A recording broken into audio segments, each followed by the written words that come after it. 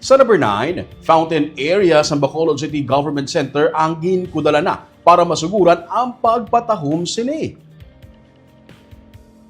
May makita na nga mga fence sa palibot sang fountain area sa Bacolod City Government Center nga nagatindog sa karon. Sunod sa kay City Engineer Loben Ceballos, ang fencing ang preparasyon para sa pagpatahom sang fountain area nga ginpunduhan sang Tourism Infrastructure and Enterprise Zone Authority o Contieza.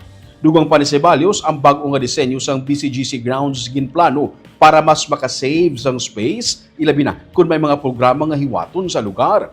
Kabahin sa proyekto ang pagbutang sang fountain, kag kun gabi, ini maging dancing fountain para dugang atraksyon para sa publiko. 300 billion pesos ang pondo nga ginpain sang Tieza para sa mga proyekto nga nagalakip na sa pagpatahuman sang Bacolod City Public Plaza.